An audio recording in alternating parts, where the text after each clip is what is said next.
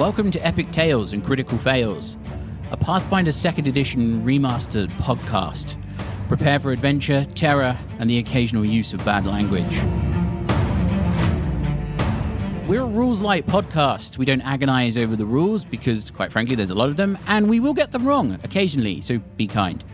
We're also using hero points slightly differently. No one gets them at the beginning of a session. Instead, the players accrue them during the game, and they can have a maximum of 3 at any one time. But if the worst happens, they have to spend them all to stay alive. I'm Laura, and I play Katarra, a sneaky, stealthy sailor, or pirate, depending on your point of view. I'm Lucy, and I play Bethilde, landlady of the Wandering Barnacle and grandmotherly gnome. I'm Mike, and I play Bertie, Bunce, halfling cleric of Pharasma. I'm Maddy, and I play Minesh Adon, a tempestuous root leshy of death. I'm Kyle, I play the vastly knowledgeable and cunningly clever Xander Dante. And I'm Michael, I'm your GM, and I play everybody else.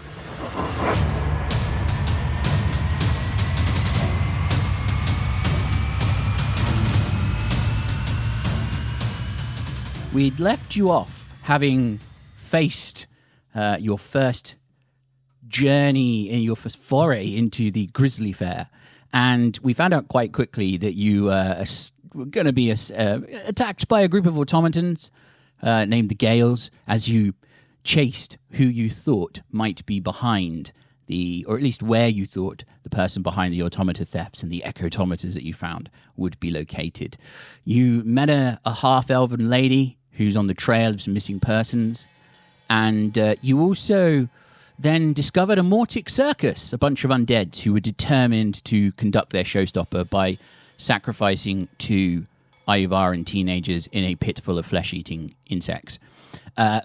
Bethilde met her untimely fate, only to be brought back immediately by a large creature that just told her to keep walking. But you've decided that battered, bruised, and in some ways unsure what to make of your new companion, to retreat from the Grizzly Fair and head to the Spiral Shrine, the local Temple of Pharasma. As you head towards the shrine, you finally see the black stone building rising out of a patch of grass surrounded by a wrought iron and brick fence that seems to have been subjected to some violence. It's twisted and buckled at places. And you get the sense that possibly the undead in this location have had an issue with the Pharasman temple. The building itself seems to be a curved Gothic church that seems to twist in on itself, almost like the spiral of Pharasma's comet. Spires pierce off of it, and the stained glass windows glitter in the fading light as you step through the gates and wander up the path. The open doors, these large oak wooden doors that stand open. There are people milling around inside, and as you step into the spiral shrine, you see hundreds of candles in the alcoves along the main hallway as it stretches out of sight and disappears around the corner. Are we sure this place is definitely safe? I mean, it looks rather foreboding. Looks can be deceiving. I think I feel safer already. Gothic horror nightmare. Unlike the rest of this district. Yeah, I guess it does fit right in. I mean, this is definitely going to be our best chance of a good night's sleep. I think I might be able to get a nice cup of tea in there. I'm feeling a little strange. Well, I'm not sure we have access to the kitchen facilities. I think a little strange is going to be an understatement for what you've just been through. What a fair? You've never been to a fair before. It's the tents. I know that can be confusing. I keep forgetting she's senile. Okay, Yeah, she's quite a See strange what? character. I can't see anything. What are you pointing at? I see some lovely curved architecture. That's all you see, lady. Beautiful, yes. It is. Should we go in and have a cup of tea? Well, we're already through the doorway, so we just need to find someone yes. who can perhaps be of assistance. Does Xander know this is a kind of religious building, or as far as he knows, this is just a random... You would know that you would recognize quite quickly that it's a religious building. Are we 100% sure that she, pointing at Bethilde, is going to be safe in here? Why wouldn't she be? Hilda just sort of shrugs I mean- and looks at herself. As far as I'm aware so far, she's not undead, so shouldn't have anything to worry about. Undead? Who's undead? We'll Many find out. things. I mean, it's just another way of saying not dead, don't worry. I think we're I not am asking. indeed not dead. I think we're not asking anywhere near enough questions about her current state. I don't think Thirsty. I don't think she's quite with it to give any. No. That's her substantial normal answers. state. That's her average state. I'm She talking seems about. worse than usual. Or we can find a cleric and ask them questions, and maybe they'll be able to help. I think we have a cleric. Definitely find a competent cleric. That's no way to talk about yourself, Bertie. I look around. Is there any competent looking clerics? Roll a perception check. It's 14. 14. You notice a young Ayavaran woman with a small kind of point to her ears, small elf-like features, but predominantly human ancestry. You think it's the stronger one that's manifested here. She's standing short down the corridor, just about where it curves out of sight, but she's visible in her black robes with her little silver amulet of a spiraling comet around her neck. She's got black hair, pretty geometric fringe, and she kind of looks up at you all and notices your gaze, wanders over and says, "Oh, hello. Welcome to the Spiral Shrine. I haven't seen you here before." We have not been here before, but we are very excited to come and visit for the first time. Hopefully not the last. Some of us. We may have found ourselves having a bit of a fight recently, and we were hoping that we could come here and gather ourselves and compose ourselves before we head back out. She looks at you all and takes in Katarra's sort of bruises that are coming out on her face. Tuppence has got scratches all the way down his scales. Minesh is sort of limping slightly. Well, it seems like you have been through something. Perhaps you would like to come and rest in one of our convalescence rooms. Have you seen a very large snail around here? I haven't. She looks worryingly at the rest of you. Are you feeling all right? Do you feel... I think I need to sit down and a nice cup of tea. That can be arranged. Oh, how delightful. I think I have some cakes in here somewhere. Sort of patting herself down. Can I do a... Can I look and see if I can see Beauregard anyway? Yeah, roll a perception check. As she's kind of looking around, I'll just turn to the woman, leaning a bit. Do you have a padded room for here? Not here, no. Can you send it to where it is? I mean, I believe there's an asylum on the far side of the city if you wish to leave her in the hands of people who could help her psychiatrically. Well, she maybe doesn't need an asylum, but someone checking her condition might not hurt. How about we organise a cup of tea and then I can have a look at your condition? Bethilde is not obviously not with it because I rolled a nat 1. Amazing. You see no giant snail. In fact, you don't even notice the orange light coming through the stained glass windows or the candles in the alcoves. You just notice this woman in front of you, and all you can think of is Beauregard and a cup of tea. Still thirsty, you know. It takes Follow time me. for a cup of tea to Follow be me. made. Fortunately, the kettle is already on. She leads you around the spiral, and you notice that the exterior corridor with all of these niches with these candles burning in them loops around what seems to be a large central prayer chamber or sermon chamber lined with pews, and there's an altar at the front of it. And then as she leads you further around, there's an offshoot at the back of the building which extends into a corridor with several rooms that lead off of it, either for private prayer for the clergy to rest in, or as she opens one door, there is a small sitting room where a couple of other people are already enjoying a cup of tea, and she looks at them and, "Is there any left in the kettle?" And one of the other people, who's also wearing robes of Pharasma, says, "Oh yes, yeah, there is. We've got to go. We're back on shift. Goodbye." And they get up and they leave. And she says, "There you go. You have a room to yourself and a cup of tea." Is there enough water in the kettle to make She lifts multiple? the kettle off the. She lifts the kettle off with a cloth off the fire and shakes it a little bit to see what's in it. "I think you'll be fine for one round, but I'll go and get you some more water." And sorry, we've forgot our manners, it seems. I'm Bertie Bunce. What's your name? "I'm Ditia Evershiel. It's lovely to meet you." She shakes your hand enthusiastically. Oh, nice to meet you, Dottie. I'm Ditsy. Bethilde. It's Ditsy, not Dottie. Yes, Dottie. No, I'm Bethilde. You're Dottie. She's been through quite a traumatic experience. She places a hand on the side of Bethilde's head, mumbles a slight prayer. Yes, I can see that she's been through quite an experience. And you notice there's a look in her eyes as she glances at both Xander and Katarra that just says, what the hell? Do we get the sense that that's what she's thinking? She's not trying to hide it. She's looking at you, telling you that she knows something is seriously amiss here. Xander's furrowing his brow, but also widening his eyes, being like, I know. I shall get some more water and then we'll perhaps talk some more. Who are you, by the way? I'm Katarra. I'm Minesh. Xander. Nice to meet you all. I'll be back shortly with some water. When she touches my hand, like my head, I don't know whether it would be. I've got psychometric resonance, but I've also got join pasts. Mm-hmm. So join past is supposed to be like head to head, but to some extent it's still contact. Mm-hmm. Can I sort of like get a read on her as well? Roll a perception check. It's some kind of like Vulcan mind meld thing. Still not feeling so good. That was a Pretty much 4. exactly that. 4. You So, get the sense for that she 9. is very devout clergy of Pharasma, that she's a reasonable cleric.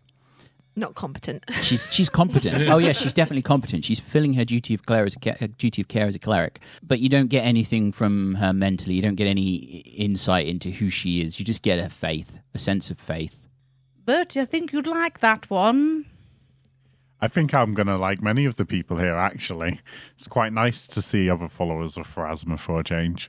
I find it strange you haven't been to the temple before. Well, I led quite a sheltered life, and I've only recently discovered Pharasma, but it's... Tuppence looks up and he's like, yeah, but Gov, it's in the middle of, like, hostile territory. Yes, but still. I needed a nice... Look at that sweet little innocent face. Do you think he would leave anywhere but his room?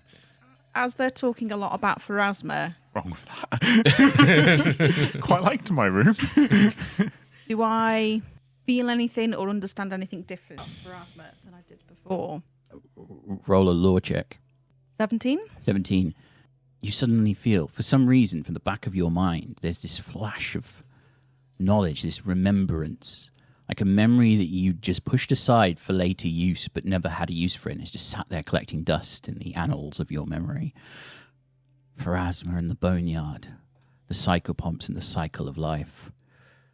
The fact that the Lady of Graves judges all at the end of the line, and that this is a very sacred place, not just because it respects the cycle of life and death, but also because it represents a place to mourn. And you realize in your moment, as this memory overcomes you, you realize that all of these candles will be for the deceased that died in the earthquake. And you can feel in the air the heavy sense of mourning and grief in this building.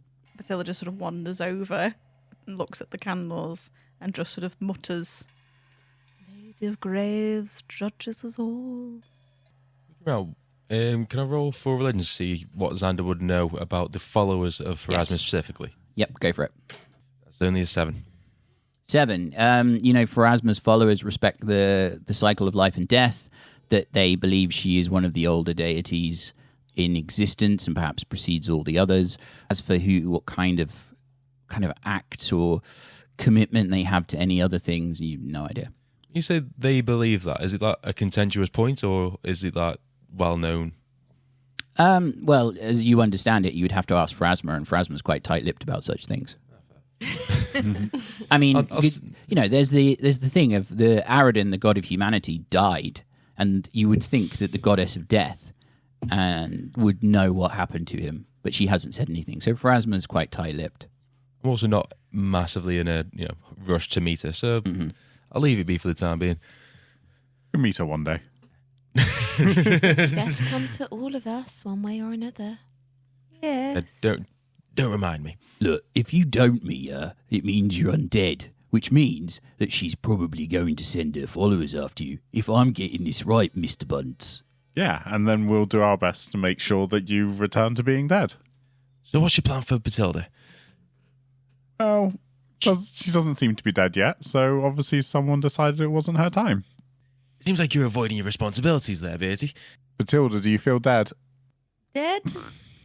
No. Dead in need of a cup of tea. From the neck Yes, up, deadly definitely. thirsty. There's nobody making me a tea. Tuppence comes over with a cup and saucer in his claws, and he just hands it to you. It's like, here you go, Lady Bethilde. Like in I didn't life. realise you were on a beck and call. No, but I just wanted to stop moaning about a cup of tea. I didn't realise she was a lady. Like in No, life. I don't know what else to call her. Like in life, sometimes you are given a second chance with death.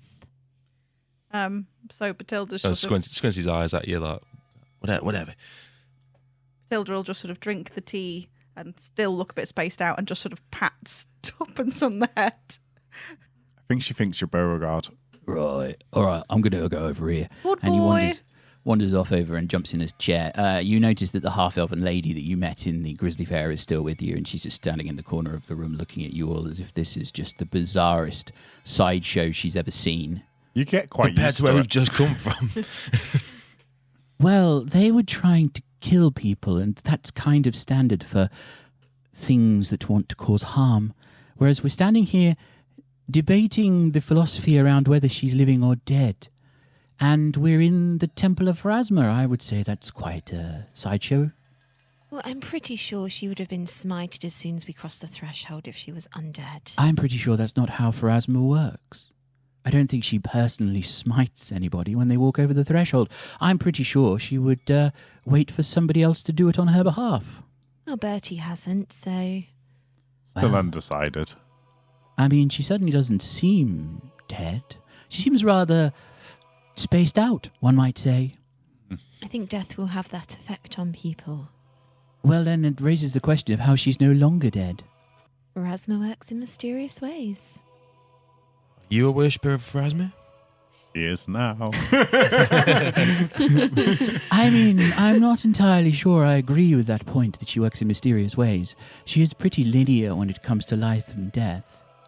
Yes, but sometimes people are sent back. She has no flexibility in the concept, that's for sure. Not between life and death, but sometimes it's just not the right time for a person.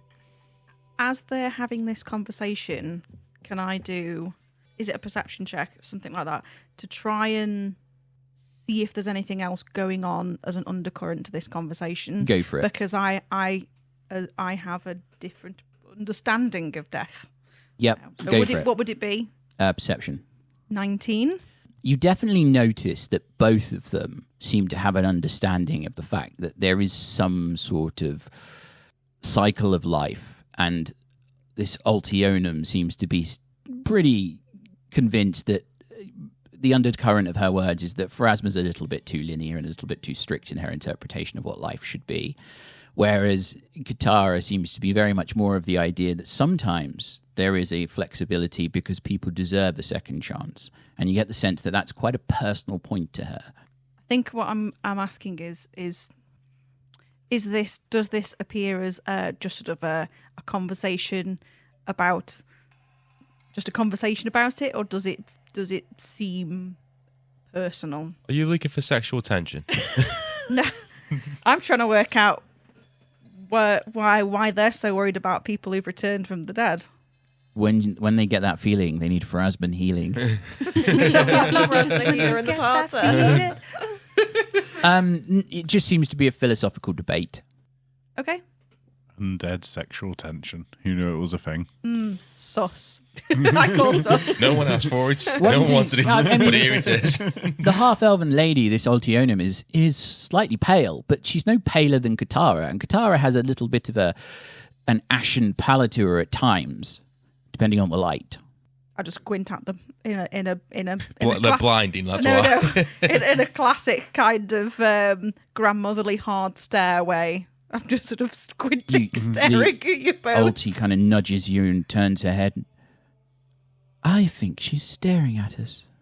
Well, I mean, I do look good, so can't be helped. On that note, I'm going to go find out if there's any services to Pharasma today. We might get before lucky. you go, as they were having a philosophical debate on the morality of Pharasma or whatever, what is your opinion on the matter, Bertie?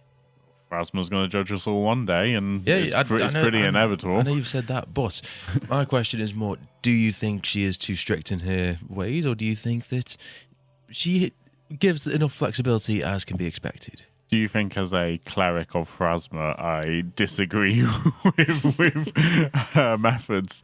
I think it is abhorrent to avoid death. If it is your time, it is your time. I was kind of smiling at you a little bit.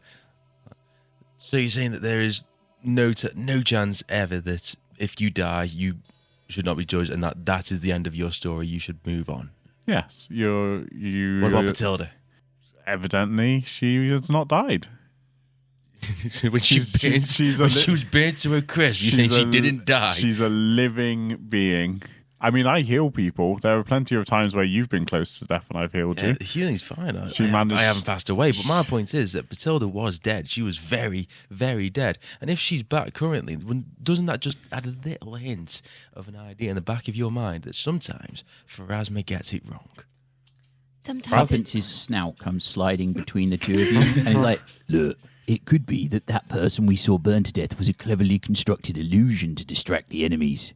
Pharasma And then does. slides back out. Does Bethilde hear this conversation about you literally saying she was very, very dead? Can I hear that? I'm not hiding it. Roll a perception check. I've been pretty honest about it the entire time. Bathilde's not listening, though. Bathilde is still phased out. Pharasma doesn't decide who is dead. She just judges their souls after they have died. And sometimes you don't even get to Pharasma. You seem to know an awful lot about after death. What can I say? You a cleric of any sort? Do I look like a cleric? You look like a pirate. Sailor.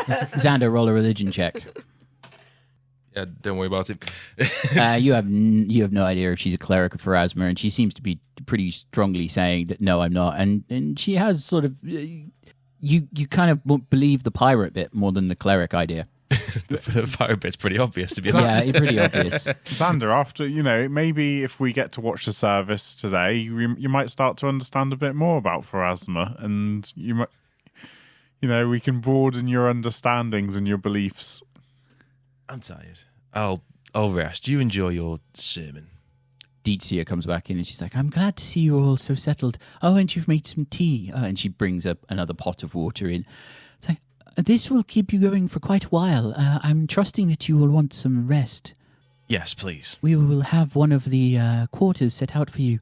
Will we all fit in them? Yes, we have enough beds. Okay. We don't normally have that many guests. There's a few of us who stay here and rotate around to keep the Spiral Shrine always staffed. But we have beds for people who are injured while out at the quarter. And there is a permanent residence of another undead hunters that ensure that we stay safe and sacrosanct as a territory. Undead hunters. Yes. That's the coolest job ever. Have you got an application form for Bertie? We do sometimes have application forms. No, we don't. He left his room last week and he's like, "Undead hunter, let's do this." Living the 8-year-old me's dream. Who doesn't want to be a superhero? But if I will make some arrangements for you then. Will you be joining us for evening prayer? Yes. Yes, hopefully. That sounds delightful. Yes, Lady Neferpatra herself is leading evening prayer this evening. Minesh is like leaning up against the wall and just kind of intrudes and is like, "Yeah, no, I won't be joining." Are you sure? We have some Leshy members of the congregation. I'm fine. Is She's it not a big. sunflower? She's not a big fan of other leshies. Is it just sunflower leshy by any chance? Well, now that you mention it, That damn He's sunflower. back. Our best friend in the whole world has I returned. definitely wouldn't let that guy in here. I know what Bethilde he's comes done. back from her short-term lobotomy to be like, "Don't talk to him." What do we know about Lady Neferpatra? roll a society check. 14. Go on, Bethilde. 14. Yeah. You know that Lady Neferpatra is one of the scions of the cities. She is the leader of House Unkerman, a lady of Assyrian descent and a member of Absalom's Grand Council. She is the First Lady of Laws. In a world of politicking and power moves and vying for the potential seat of Primarch, she is studiously neutral and believes in the rule of law above everything else, that everybody is accountable and no one should escape from judgment, which fits very neatly with her belief in Pharasma. And she is a very, very high-level cleric of Pharasma. But she's not a very high-level member of the clergy, because she's had to divide her time between coming to the Spiral Shrine and being a member of the church with being the First Lady of Laws of Absalom. So, Xander, you might find Lady Nephropatra's speech interesting just from the sake of hearing an influential figure in the city and a high-level magic user. You might find you gain some insights. You could learn something from her. You are a fan of knowledge. Yeah, he gives a quick eyebrow raise to Katarra, looks back to Bertie. Fine, you've convinced me, you naive little gnome.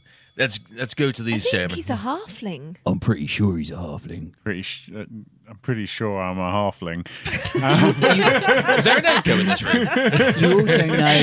You also know that Lady Nephropatra is in charge of training the Varluka, who are the justices who deal with magical lawbreakers, and the judges and ministers who persecute those who break Absalom's laws. So she has an incredible amount of power in the city.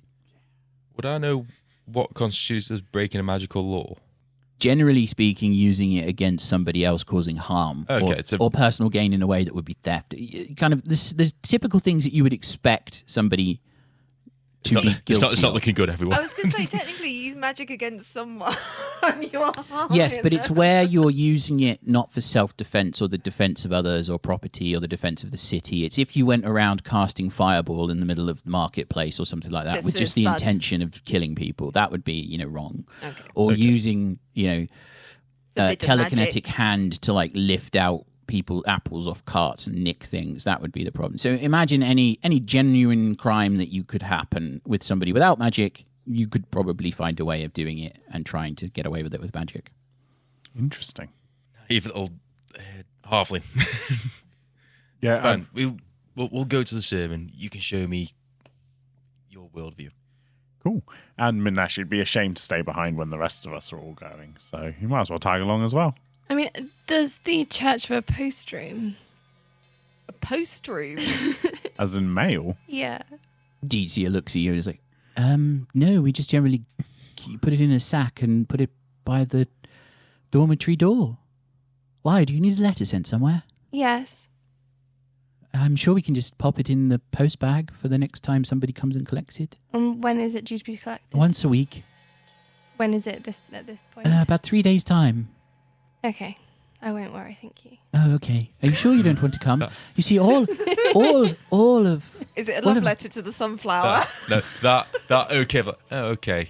As I know that means she's planning something heinous. Well, Maybe. I'm sure that all of nature's creatures and all of this world is humbly built on the decomposition of things that have all been judged by Pharasma. She looks at you, turns around and then wanders out. She stops and looks back at Bertie. By the way, Bertie, your friend is a little bit troubled. She may need some rest. Possibly a spell or 3. Oh. Well, I am fully depleted my energy for the day, so... Oh, well, allow me to help. And she casts a 2-action heal on Bethilde for 15 points of healing. That tea was very strong. The tea in this place is wonderful. And then How Dezia much- just leaves. How much was it for again? Sorry? 15 points of healing. Just before you go, where exactly are our quarters? Oh, she points to the door that's immediately adjacent to her on the right. That one. We're going to set you up in there. Thank you. So as Dezia wanders off down the corridor, having pointed you to your dormitory, you all begin to gather together and head towards this sermon or service that's taking place in the central chamber, following back around the hallway, the curvature of the hallway towards the door that you saw earlier to this large central chamber of the Spiral Shrine. How long is the walk to the actual? About 5 minutes, I would say. As we're walking, I'll turn to Minesh.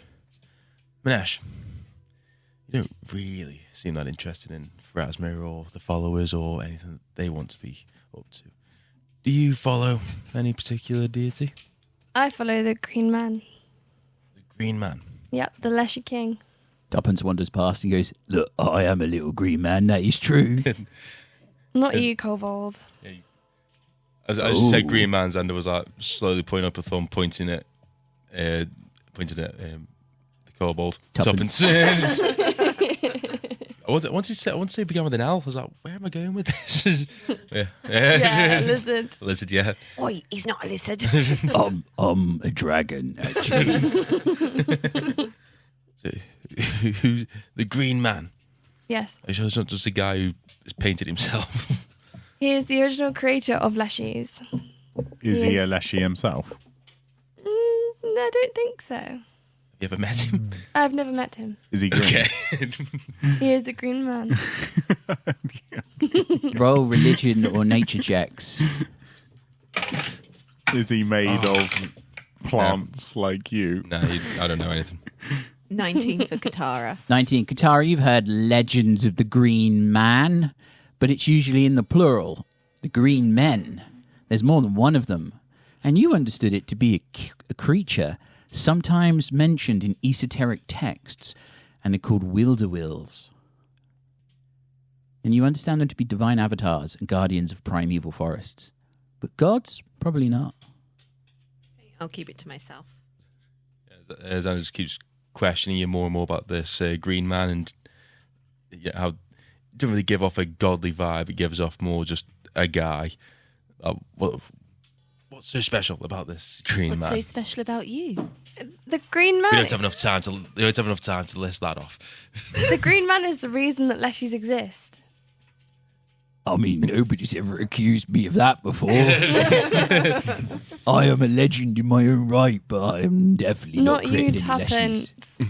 Well, a minute ago, you couldn't even use my name. That was me. Sorry. Well, okay. The Green Man is my god. That's all you need to know. Any other followers? What about you? He strikes me as a follower of Nethys. Mad on the one hand, logical on the other. I don't follow gods. Are you sure Nethys is the god of all magic? I'm aware, but He got so much knowledge he burned himself in half. I believe that knowledge has got to be something you chase yourself. You can't just expect everyone else to give it to you. You must learn He on your chased own it merits. until it killed him. Well, at least half of him. So technically, you worship knowledge. Knowledge isn't a divine being or a god. Well, actually, You can still the worship keeper. it. The keeper is It's the not god exactly of a all religion, knowledge. though, is it?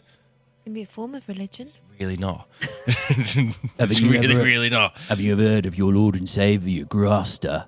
Grasta is the keeper of knowledge. Can I roll to see if I know who Graster is? Better dice, man. If somebody would like what's to this- send what's us this some roll? dice.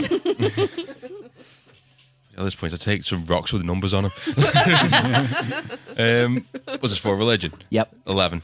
11. The name rings a bell. However, you've paid so little attention to religious studies that you don't know whether he's actually taking you for a ride or not. I kind of just shrug my shoulders a little bit.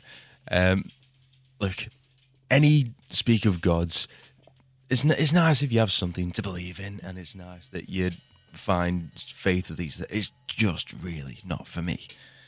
I don't like that. I don't like the idea of having to just follow any of these beings. Well, Mr. Xander, the only thing I have faith in is me cannons and me hatchet. And the crew. See, you understand. I do.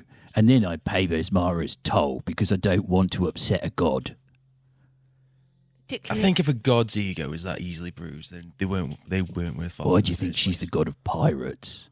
We all have egos that are easily bruised. That's why we sink your ship if you upset us. I would step foot on a ship. Good choice. you don't know what the future holds. I mean, yeah, we're all dreaming of ships. Well, you The lot future. are. I can see the future. I look up into the stars. I can see my future ahead of me. I see myself walking into a port, saying no, and turning around and walking away.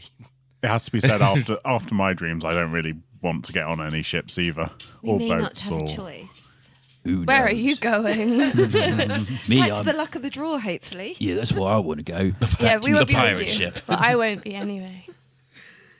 You reach the main chamber of the temple, and there's a fair gathering now. There's more people than you were expecting packed in, and you sort of all file in and take up a seat in one of the back pews, and you watch, and there's kind of a hush falls over the room as this woman steps out behind the altar, and she's this tall, slender figure in this black dress that flows to the ground, and she has jewelry of gold and silver that all has this small scarab symbol etched onto it. And you know, Bertie, from your knowledge of the city, that's the sign of her house, of House Unkerman. This must be Lady Neferpatra. And she leads this congregation through a sermon about the passage of life and death, weaving in mention of the disaster that struck the Precipice Quarter, and how this shrine, how this sacred place to Pharasma stands to remember all of those who were lost on the day that the city shook.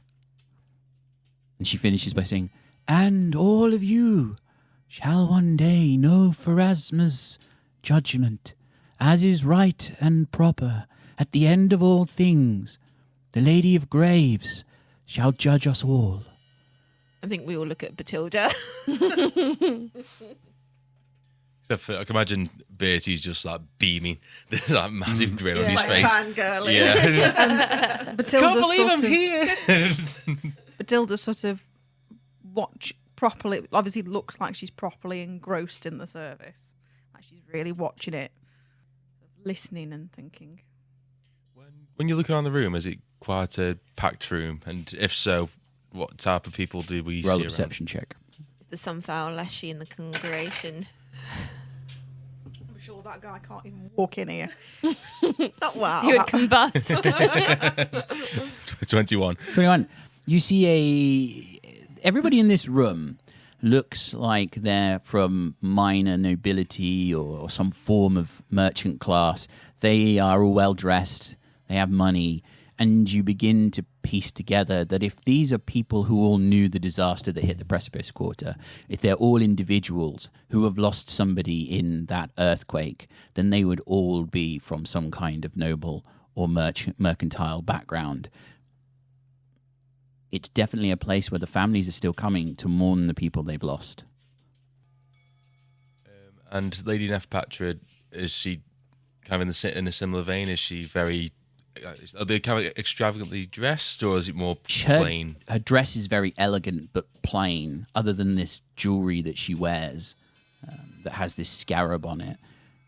But there's an elegance to her and a charisma, a command. She commands the room as she speaks. People are listening to her. They're not drifting off. They're not talking amongst themselves or whispering. People are rapt. She holds everyone's attention in this room. And you realize now why she's probably managed to get as high as she has and achieved so much, that she commands, she has this presence that commands attention. And people listen when she walks into a room. And I think lastly, is everyone, you said that she has a commanding presence, like everyone's that enwrapped with everything she's saying. Does that also carry on to my companions here? Minesh is sort of twiddling her thumbs a bit, Picking at the bark on her. kind of brushing down and checking her pockets of her leshy outfit. I wear armor. Bertie, I'm not like peeling or anything. I don't shed. yeah, she's brushing off all the leaves and everything that have been growing for the last few days. No, Minesh is twiddling her thumbs and looking around the room just like she wants to be somewhere else. Bertie is completely enraptured. Bethilde seems to still have that 1,000-yard stare, but is at least a 1,000-yard stare in the direction of the person who's speaking. Katarra seems to be quietly contemplative. Tuppence is rolling a coin between his fingers and seems to be doing sleight of hand practice. And you can't see Ulti, she's not here. So looking around, Xander kind of falls back into his chair with a bit of like a, like just a bit bored. As the sermon finishes, Lady Neferpatra's gaze falls upon the bunch of you lot, and her eyes sweep along the row, and you can almost feel her picking you apart and deciding what to think of you and what to make of you in that moment. And then her eyes go back to the rest of the congregation, and she finishes. And strangely, for a sermon, the people rise and start applauding. There's not that quiet contemplation at the end. There's almost that sudden swell of emotion that they're glad that somebody still remembers. Do we do that thing where you kind of look around, you feel you have to join in? Like, well, I think Bertie's probably standing on the pew, like. Bertie is currently standing on the pew. And whistling. Oh, cool. But there's a relief to it. It's like an outpouring of relief that somehow, somewhere, somebody still remembers those people who had died. Because to the rest of the city, this quarter is gone. It's dead. And they've moved on. But for these families, they don't know what happened. They don't have an answer. And they've lost people that were dear to them. Sometimes friends, family, just swept into the sea or crushed beneath the falling buildings. And this is where they find their hope that someday Pharasma might judge to reveal what happened.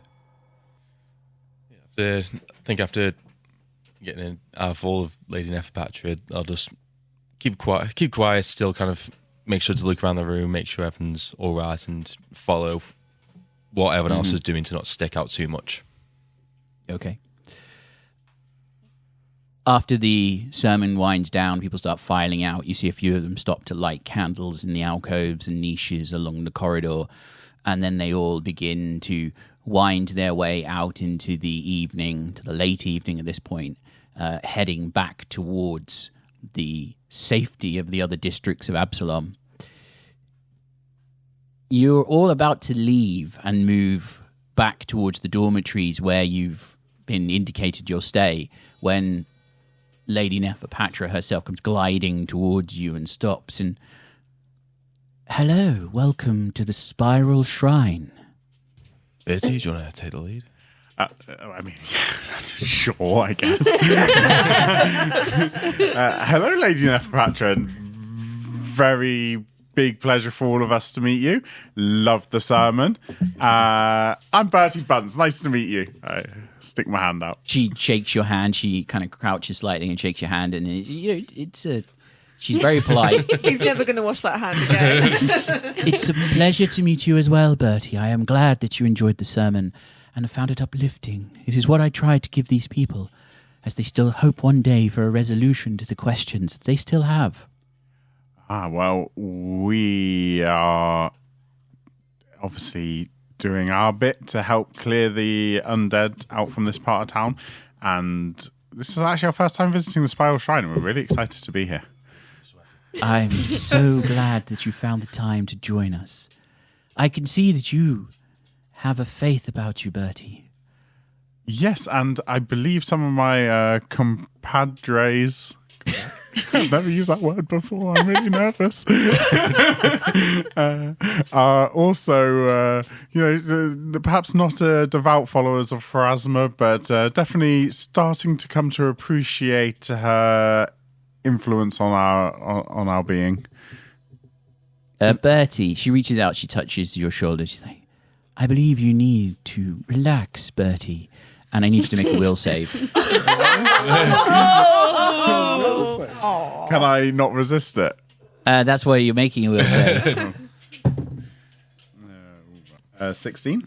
16, you feel a sudden calmness come through your mind, a sudden clarity as she casts calm on you. And it's like, "It's okay, Bertie. I understand that sometimes it can be overwhelming to meet people, but I do believe you should calm yourself, center yourself, find the balance that Pharasma looks for in all of her followers." Yeah, I am calm. It's lovely to be here. Yes, it's lovely. I enjoyed your sermon. I'm Bethilde. At this point, she looks around the rest of you. "Has your friend been experiencing something troubling lately?" You could Yes. say that. Yeah, we all thought she died. She did die. Astonishing. Yes. She looks very much alive to me. Yeah. Bethilde's going to sort of reach out and say, "Would you like to see?" What am I seeing? And she'll sort of exactly? like reach her hand out. And that's all she says is just like reach her hands out to. Well, there's definitely a moment where she's looking at you as if this is the First Lady of Laws, a very powerful woman, and she has to be mindful that this could be a trap for her, and she's looking at you quite suspiciously, and then she reaches out and takes your hand. And I would cast Join Pasts. So she, and specifically showing her what snatches of that experience that Bethilde, because she kind of can't quite process it, so it doesn't kind of mean anything to her, but she understands from listening to the sermon and stuff that there's something significant in her experience. Yeah, So she doesn't say anything, but she just like, because Join Past, you like communicate either a feeling or a memory. So I sort of send those. There's a flicker of a door and a building and a road and a presence, and they're all out of order. You're not sure. You're walking through the door, and then you're on the road, and then there's the presence. But the presence is behind the door, and it doesn't make sense, and nothing's in order, and suddenly there's just this voice. Keep walking. And as this is happening, Bethilde under her breath sort of like quietly says that, but it's in that voice. And that's what you would hear. I'm pretty calm about it. Lady Neferpatra releases her grip and sort of kind of straightens slightly. Well, I do believe we may want to have a conversation. I think we need to be more concerned about Bethilde. I think we're getting this. I think I understand a degree of what happened to your friend. Would you care to explain it to us? She sits down on the pew and arranges her dress slightly, as if just sort of preparing herself mentally, and then she draws in a deep breath. Well, your friend did die. I'm very afraid to tell you, Bethilde, that you obviously don't remember, but you have been dead. Because your memory you shared with me, you were walking along the dead roads. I know, I was just lost. I was with my Yes. friends, and then I wasn't, and then I was again. You were lost, but you were very dead. You were lost on the dead roads, and a presence along those dead roads told you to turn back. Yes. That sounds familiar. Your friend did die, I can assure you of that. She died. How is she back? Something told her to turn around. Why? Well, that is an interesting question that you should probably direct at that entity.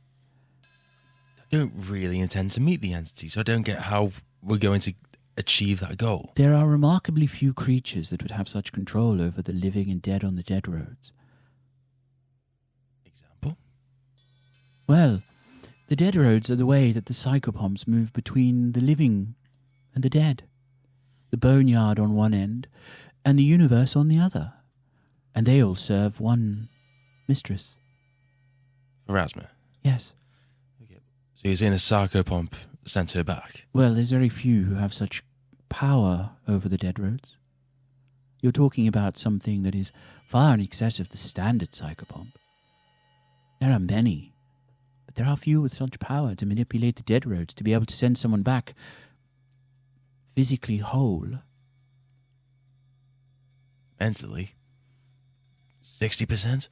I mean, she wasn't all there to begin with. I feel like it might still be a download in progress. I do feel do a you- little strange.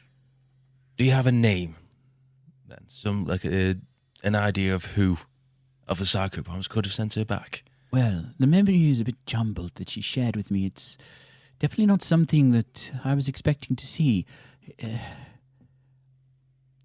Unfortunately, it's too jumbled to identify the creature. But it would have to be something of immense power within the boneyard. There are very few psychopomps of such significance. I would look amongst the judges of the boneyard.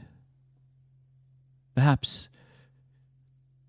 Perhaps you can find something else amidst some reading or research at one of the libraries in the Wise Quarter or something. I do not know. But Do you have a library here by any chance? Not in this place, no. Okay. but why? Well, What? Why was I? Why? for the same reason, her eyes slide to Katarra. For the same reason I should imagine you were. Something was unfulfilled. Perhaps. Excuse me. You What are. do you mean the same as here? Well, Bethilde's not exactly the same as I. Well, no. She died and came back immediately. You, on the other hand, died and came back a completely different person. Duskwalker.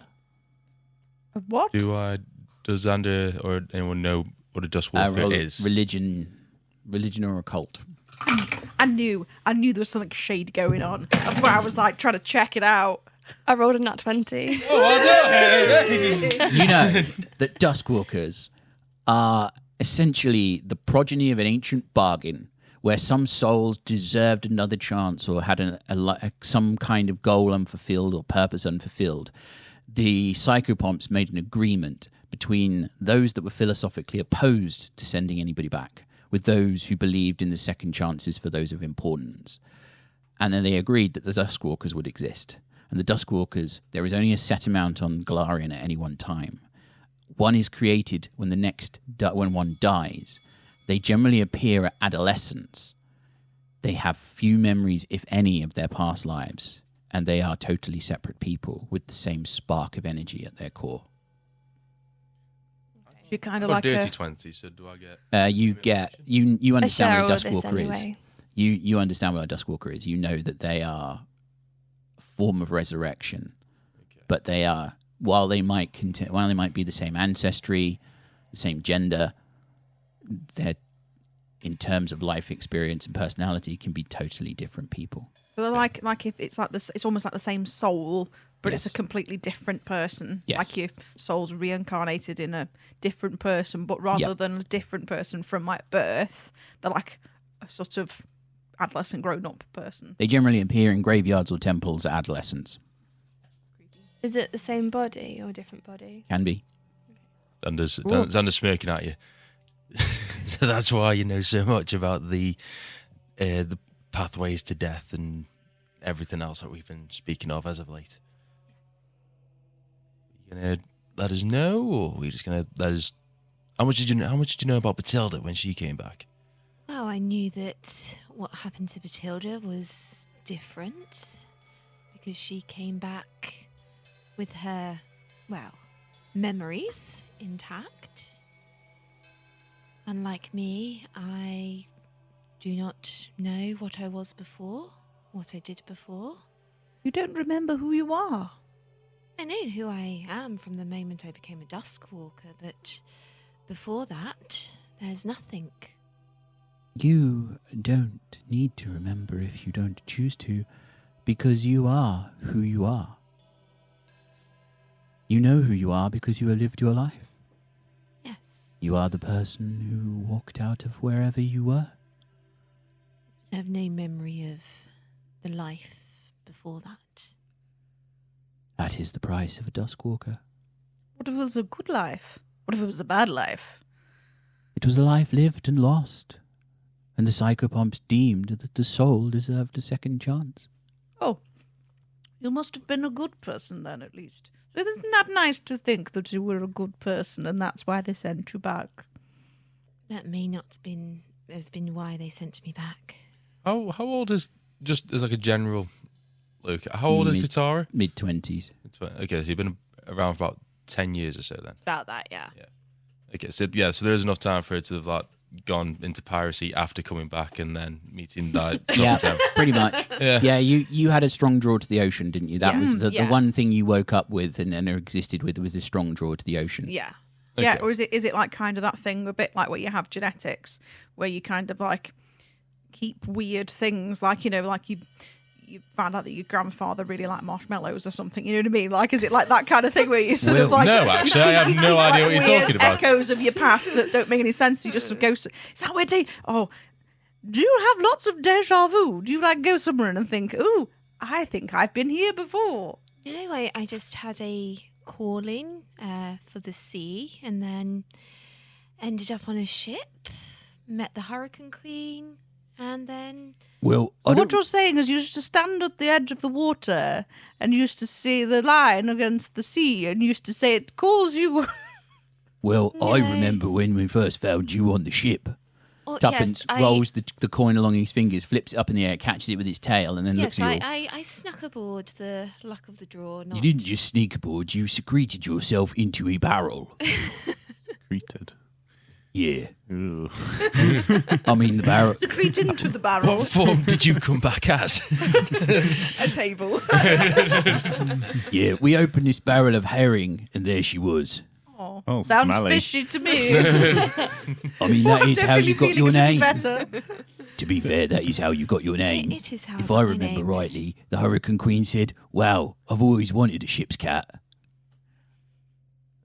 True story. Does it matter why our two friends were sent back? I'm sure it does to you and to them. Oh, well, You? I'm not bothered. I'm quite calm. Well, I don't know whether it has any significance to me. I have only just met you, and it's... People don't get sent back or turned around for no reason. Turn around. Thank you for helping me make some sense of my confusion. It will wear off in time. To be I am fair, sure. I think Xander looks more confused now. I I don't think he blame just looks you. angry, but I don't know if that's I think normal. that's his general state of being. I don't blame you for being confused or frustrated. But bear in mind, these things have a way of revealing themselves in time. You cannot know all of the mysteries of a universe until you have explored it. One last Starting with question, the then. Grizzly Fair. One last question. Just one more thing. One more thing. Absolutely, Columbo. What can I do was for going you? to say. Yeah.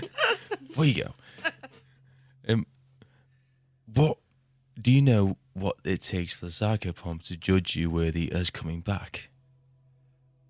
He wants it. But don't have Yeah, I think do we you- need to watch out for this guy. someone's seeking immortality. High do you have risk. some concerns about death? Would you trying to make sure that you come back? It's always better to be safe than sorry.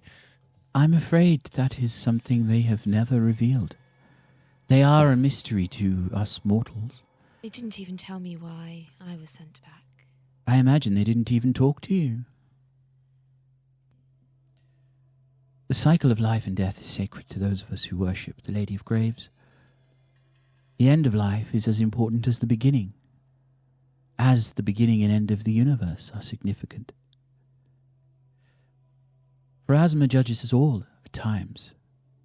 Some of us will die too soon and be brought back, either by a cleric or perhaps some other cosmic force. Some of us will not die soon enough, Xander. Wow. I'm like keeping eye contact with the lady. I just kind of like put my hand back, slap him backside of the head, and carry on talking. Slap me on the backside. Ooh. Well, You're going the right way for a smack bottom. Well, it is a well. good job that the clergy of Pharasma is not asked to be truly celibate. Good to Is that an know. offer? No. Surrounded by degenerates. Well, that is your choice of company, I'm afraid.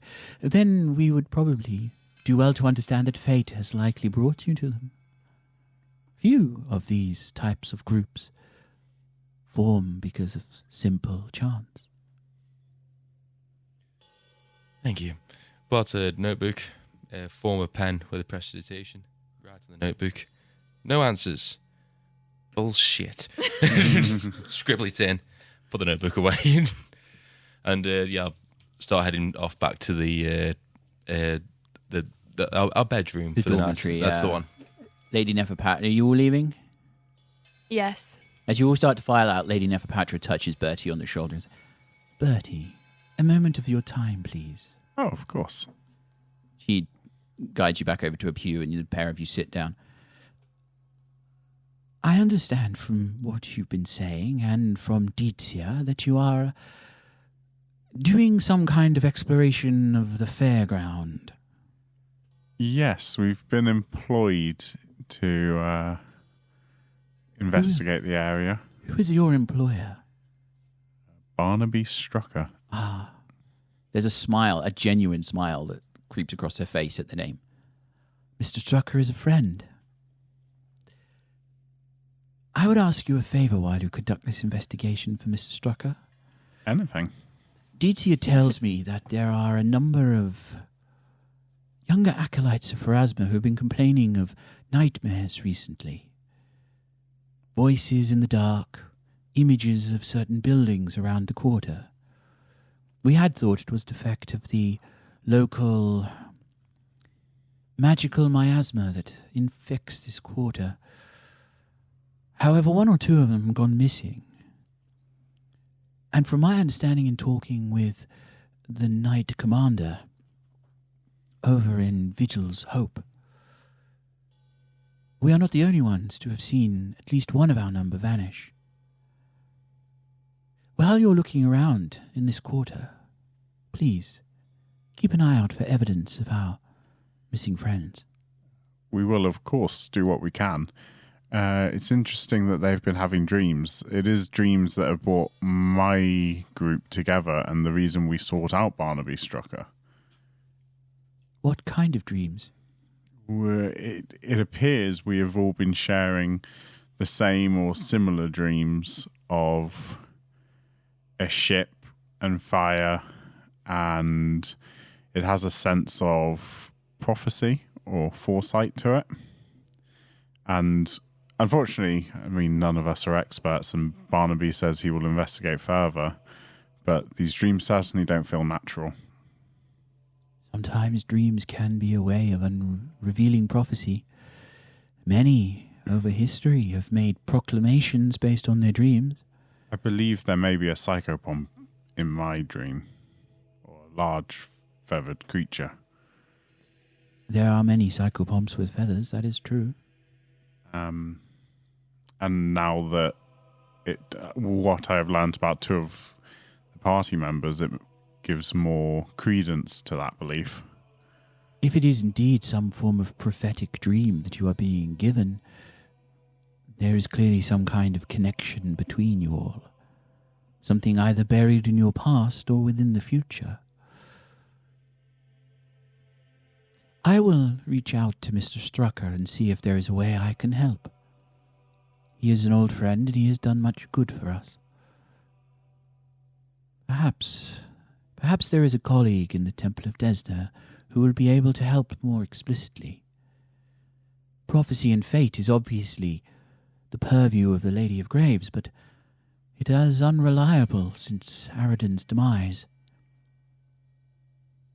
But yes, if you keep an eye out for our missing young friend, I will see what I can do to help.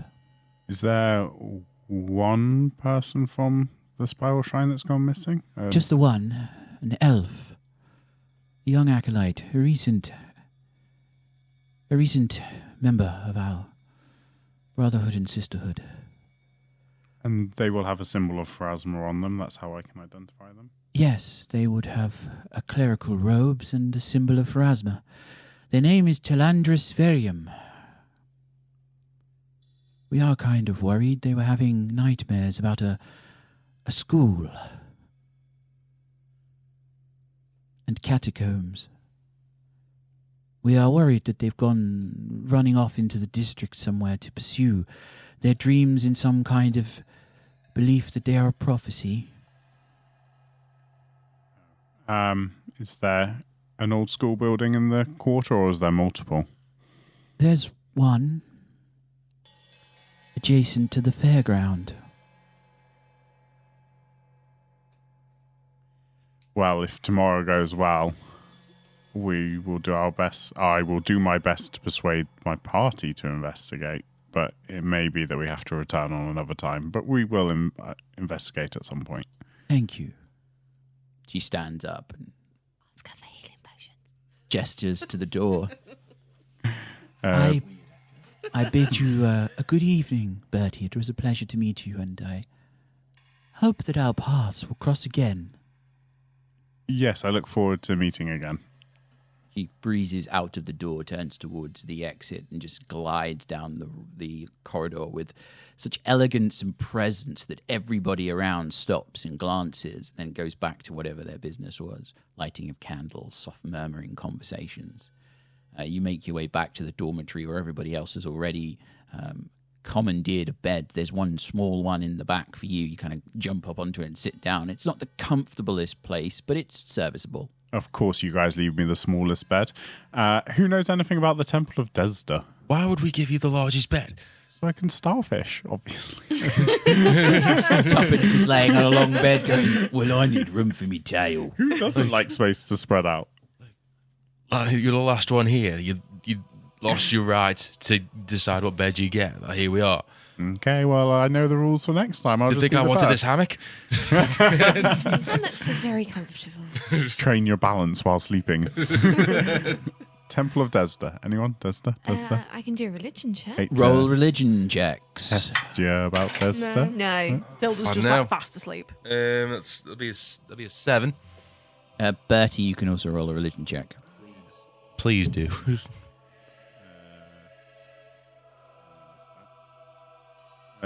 20.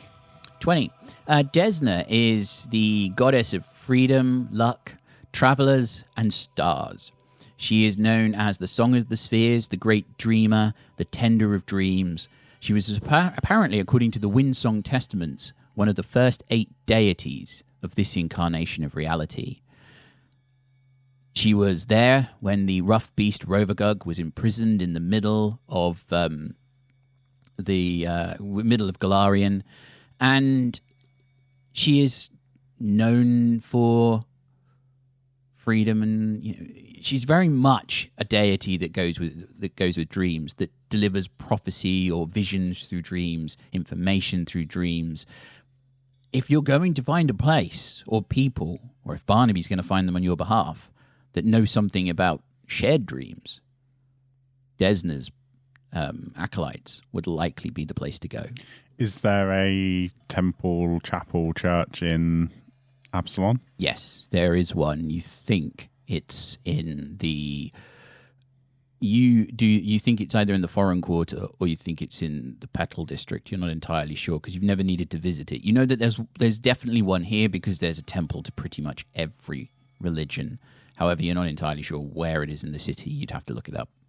Well, the good news, everyone, is that although I felt that maybe Barnaby Strucker might be stringing us along, Lady Neferpatra seems to hold a high opinion of him, so naturally now I feel much more trusting.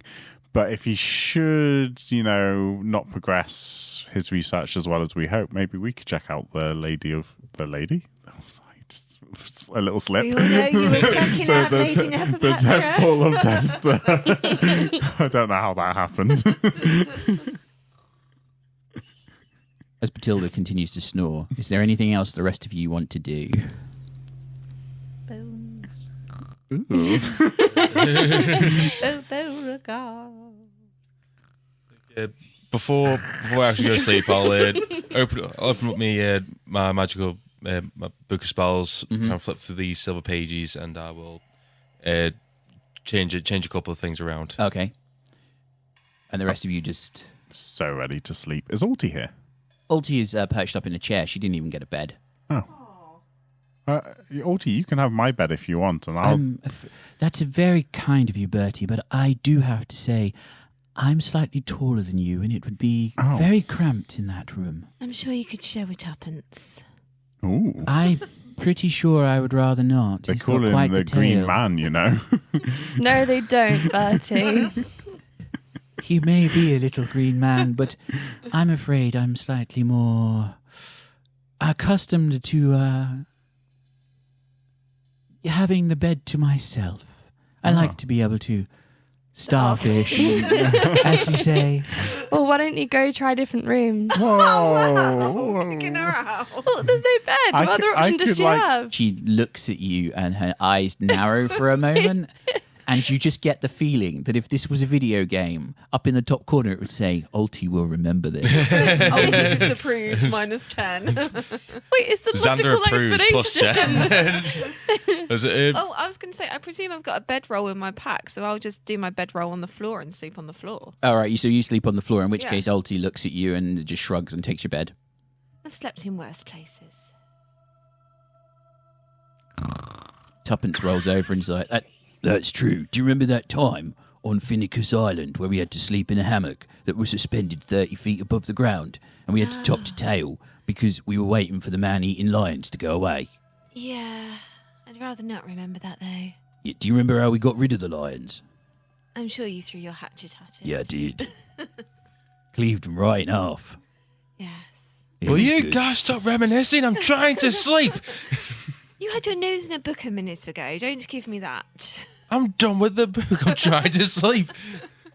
Oh, Barnaby, yes, Barnaby. The children should go in a different room. Oh, dear. Not the elbow. Oh.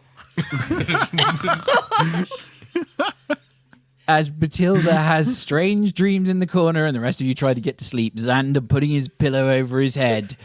That is the end of this episode, and we will find out next time whether you make it back to the fairground or whether you have another religious experience. We will definitely have a religious experience.